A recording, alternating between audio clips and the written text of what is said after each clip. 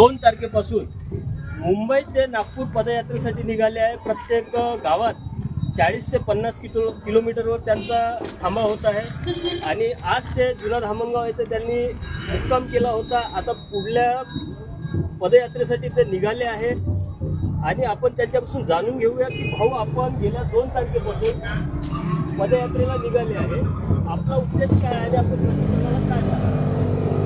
दिनांक 2 नोव्हेंबर पासून सुरू झालेली राजधानी की उपराजधानी या अशी महापदयात्रा, या पदयात्रेच्या माध्यमातून गेल्या अनेक वर्षापासून सातत्याने हा समाज रस्त्यावर येऊन आपल्या न्याय व हक्काच्या या ठिकाणी मागण्या करत असताना मात्र दुर्दैवाने या राज्यातलं आघाडी सरकार असो, महाविकास आघाडी सरकार असो, युती असो किंवा महायुती असो, या कोणत्याही सरकारने या शोषित पीडित आणि आरक्षणाच्या लाभापासून वंचित असलेल्या घटकाकडे कधी लक्ष दिलं नाही, त्यांचे कधी प्रश्न सोडवले नाही।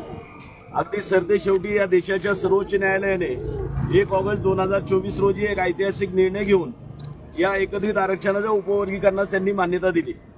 मान्यता दिल्यानंतर जवळजवळ 15 महिन्याचा कालावधी लोटलेला आहे आणि देशातल्या 5 राज्यांनी या उपवर्गीकरणाची या ठिकाणी सर्व शोषित पीडितांना तरतूद करून त्या ठिकाणच्या आरक्षणाच्या लाभापासून वंचित असलेल्या जातींना त्याचा लाभ सुरू झालेला आहे। मात्र दुर्दैवाने ज्या महाराष्ट्र राज्याला आम्ही पुरोगामी राज्य म्हणतो, ज्या महाराष्ट्र राज्याला आम्ही साधू संतांची भूमी म्हणतो, ज्या महाराष्ट्र राज्याला आम्ही या ठिकाणी पुरोगामी फुलेशाह आंबेडकर आणि साधू संतांची भूमी म्हणत असताना दुर्दैवाने मात्र या राज्यामध्ये या उपेक्षित शोषित पीडितांना न्याय द्यायला मात्र 15 महिन्याचा कालावधी लागलेला आहे। हा निर्णय झाल्यानंतर 4 महिन्यामध्ये, 5 महिन्यामध्ये, 7 महिन्यामध्ये जवळजवळ इतर राज्यामध्ये, पण त्याच्यामध्ये पंजाब असेल, हरियाणा असेल, कर्नाटक असेल, तेलंगणा असेल इत्यादी राज्यांनी या उपवर्गीकरणास मान्यता दिली, त्या ठिकाणच्या शोषित पीडितांना न्याय दिला। अगदी काल परवापर्यंत सर्वात शेवटी या देशामध्ये स्थापन झालेलं तेलंगणा राज्य, या राज्याने देखील 2009 साली स्थापन झालेलं राज्य 14 एप्रिल 2025 ला या निर्णयाची अंमलबजावणी करायला सुरुवात झाली। मात्र ज्या महाराष्ट्र राज्याला 65 वर्षाचा हा महाराष्ट्र झाला, 1 मे 1960 ला स्थापना झालेला हा महाराष्ट्र, आणि दुर्दैवाने मात्र या ठिकाणी या एकत्रित आरक्षणाचं उपवर्गीकरण होत नाही। ज्या महामानवामुळे या ठिकाणी या शोषित पीडितांना आरक्षणाचा लाभ सुरू झाला ते महाराष्ट्राचे सुपुत्र आणि ज्यांनी हा ऐतिहासिक क्रांतिकारी निर्णय घेतला ते सर्वोच्च न्यायालयाचे मुख्य न्यायमूर्ती गवई साहेब, हे दोन्ही महाराष्ट्राचे असताना हा निर्णय देणारे महाराष्ट्राचे सुपुत्र, निर्णय घेणारे महाराष्ट्राचे सुपुत्र, मात्र अद्यापपर्यंत या महाराष्ट्रामध्ये या शोषित पीडितांना एकत्रित आरक्षणाच्या उपवर्गीकरणाचा लाभ मिळत नाही।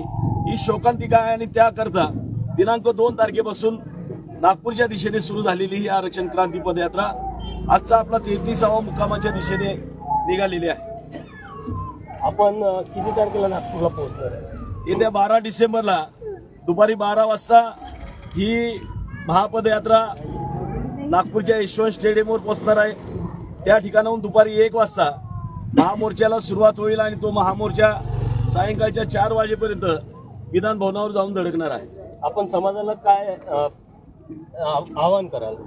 निश्चित आजपर्यंत जर समाजाची परिस्थिती पाहिली तर मातंग समाजाने गावासाठी आपलं योगदान दिलं, बलिदान दिलं, राज्यासाठी योगदान दिलं, देशासाठी देखील आमच्या पूर्वजांनी बलिदान दिलं, रक्त सांडलं। हा देश या ठिकाणी स्वतंत्र करण्यामध्ये मातंग समाजाचा देखील या ठिकाणी वाटा आहे।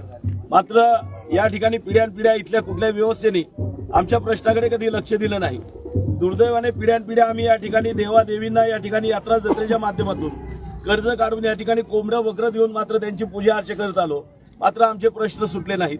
अनेक साधू संतांना आम्ही या ठिकाणी हार अगरबत्ती वगैरे करत आलो, मात्र दुर्दैवाने आमचे प्रश्न सुटले नाहीत। अनेक पक्षाला मताची भीक देत आलो, अनेक नेत्यांना मताची भीक दिली, अनेक आमदार खासदारांना आम्हीच मताची भीक दिली, अनेकांना मताची भीक देऊन इथं मंत्री केलं, संत्री केलं, सगळं काय केलं, मात्र दुर्दैवाने आमची परिस्थिती सुधारली नाही। देशाला स्वातंत्र्य मिळून आज 78 वर्ष पूर्ण झाली, घटना अस्तित्वात येऊन 75 वर्ष पूर्ण झाली, मात्र दुर्दैवाने या राज्यातल्या एकाही मातंगपुऱ्यामध्ये, मांगोड्यामध्ये अद्यापही डायरेक्ट कलेक्टर किंवा कमिशनर अद्यापर्यंत निर्माण झाला नाही। आम्ही एवढे दुर्दैवी आहोत तर आम्ही दुर्दैवी नाही, इथली व्यवस्था दलिंद्री आणि दुर्दैवी व्यवस्था आहे की ज्या व्यवस्थेने आमच्या हक्काचं, आमच्या वाटेचं आरक्षण हे आमच्या मांगोड्यापर्यंत कधी येऊ दिलं नाही। त्यामुळं या सरकारला डोकं ठिकाणावर आणण्यासाठी या ठिकाणी संपूर्ण राज्यातील नव्हे तर 7 राज्यातून हा मातंग समाज हा नागपूरच्या दिशेने निघालेला आहे. येत्या 12 डिसेंबरला माझं या चॅलेंजच्या माध्यमातून आव्हान असणार आहे की अनेक यात्रा जत्रा, अनेक साधू संत, अनेक पक्षाच्या नादी लागून आमची या ठिकाणी परिस्थिती सुधारलेली नाही. तर येत्या 12 तारखेची यात्रा आपल्या सर्व भावी पिढीच्या भविष्याची यात्रा असणार आहे. या यात्रेमध्ये आपण आपल्या घराला कुलूप लावून आपले नातेवाईक आणि मित्रमंडळीसह 12 तारखेला यशवंत स्टेडियमवर आपण यावं. या संदर्भात मी आपल्या चॅलेंजच्या माध्यमातून या ठिकाणी कळकळीचं आव्हान समाजाला करतो. तर नक्की आपण बघू शकता की एवढी मोठी पदयात्रा भाऊच्या सोबत समाजातील लोक जुळलेले आहे आणि भाऊंचं असं म्हणणं आहे की प्रत्येक घरातून प्रत्येक स्त्री पुरुष लहान मोठे सर्वांनी येत्या 12 तारखेला नागपूरला अधिवेशनासाठी नक्की यावं, समाजाच्या हितासाठी नक्की यावं अशी भाऊंची विनंती आहे. शक्ती सेनेचा वाघमारे, धामणगाव रेल्वे. जय लवजी बोलो, जय लवजी बोलो, जय लवजी बोलो.